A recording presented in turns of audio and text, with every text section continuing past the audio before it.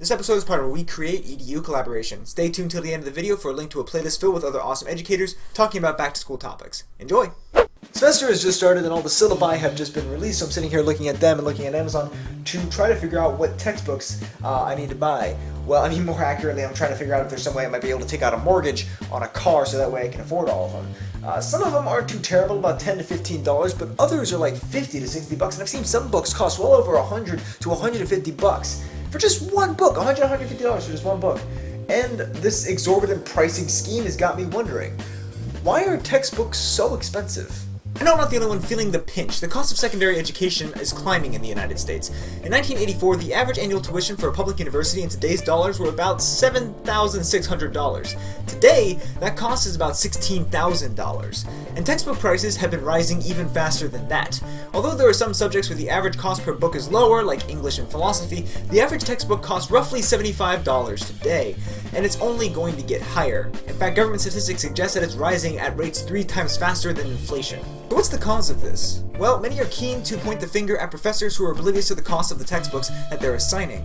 And you know, I can relate to the frustration of this particular reason on both angles. From the student's perspective, I too have had to pay $50 for a textbook just to use a single chapter the entire semester.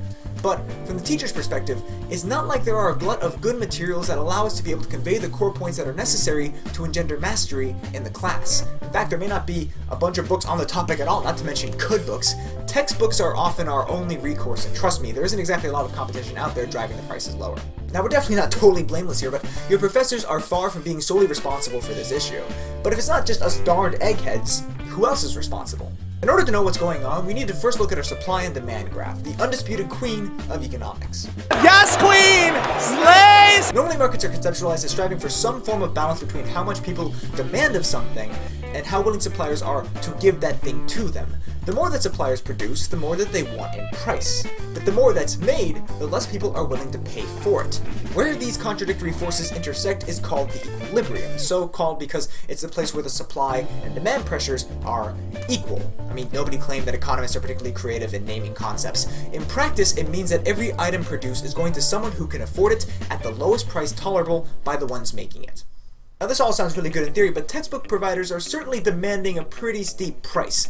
But, according to them, there's a reason behind this madness. They're justified in doing so because of all the intensive effort that goes into producing a textbook these days. I mean, first off, these things are often huge. Like, pulling a random one from my shelf, these things often contain several hundred pages of super dense information.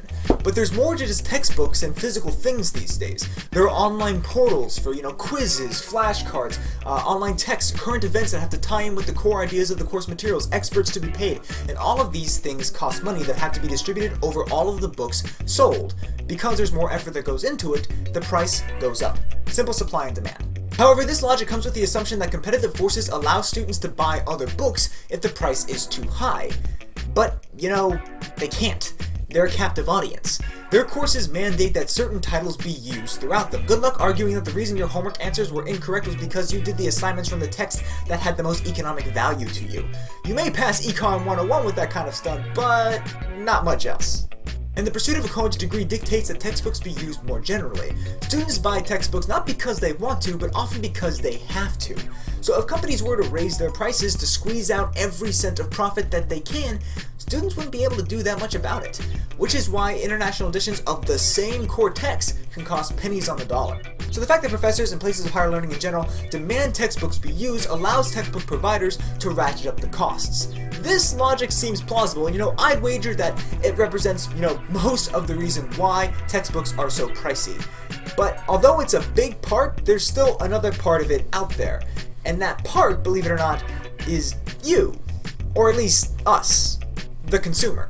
People don't like to be backed into an economic corner, and the rise of the internet has given a number of different ways for people to escape that bind. Services like Chegg and Amazon allow for students to search for used books at low prices, or maybe even rent from those services at prices that undercut the local bookstore. There are Chrome extensions that allow you to search for the lowest possible price on books when you absolutely have to buy new. Teachers are using sources like Sakai and Canvas and Blackboard in order to upload individual chapters so that students don't have to buy the whole books just to get that, sliver of material. And there are places that are dedicated to delivering PDFs of published texts so that people can access them as inexpensively as possible. Often at a 5-finger discount. These methods of getting around textbook providers have led to an interesting phenomenon. In 2002, the average student spent about $600 per year on textbooks. Given the fact that, as I mentioned earlier, textbook costs have outpaced inflation 3 times over, how much do you think the students spend now? $1,200 a year? $1,800 a year? Try about $550 a year. Students are actually paying less for their books in total, despite paying more per individual book. If one person steals one book, then the cost distributed over a lot of them isn't going to be that great. But if a lot of people are stealing textbooks, which by the way, some conservative estimates place the percentage of students using pirated materials at about 25%, so yeah, it's a pretty sizable number, then the costs add up for everyone else. It's definitely not going to be the primary driver, but it's going to be a hefty addition to an already steep price. So why are textbooks so expensive? Well, partially because higher education is structured in such a way that allows for textbook providers to sell them for prices out the wazoo, but also partially because we as consumers have gotten pretty creative at dealing with that problem. No surprise, in a complex and interconnected system, even simple questions can end up with multifarious and complex answers. As I mentioned in the beginning of this video, this episode is part of a WeCreateEdu collaboration. There are loads of different content creators joined under the WeCreateEdu banner, myself included, dedicating to teaching you guys and each other a little bit about everything, from physics, science, and math, to politics, history, sociology, and philosophy. We have just about every discipline under the sun represented. We are a community of experts and enthusiasts dedicated to trying to make the world a little bit of a better place through spreading knowledge and education. A number of us are able to join together and come up with videos on back-to-school topics, so if you're interested in seeing stuff in that genre, coming from a whole bunch of different really intelligent people and really fantastic communicators, again, representing just about every discipline and genre in the intellectual tree of life, as it were, you can click over here. There is going to be a playlist that have all their videos in there, and I definitely recommend watching all of them. I know that I will. It's going to be a fantastic use of your time. If you enjoyed this video, I hope you'll consider giving it a thumbs up, and if you want to support the channel, you can do so by commenting down below, by sharing it, and by subscribing to the channel to stay in the loop for more awesome social science content as uploaded. As always, thank you guys, both old viewers and new, for watching. I'll see you next time.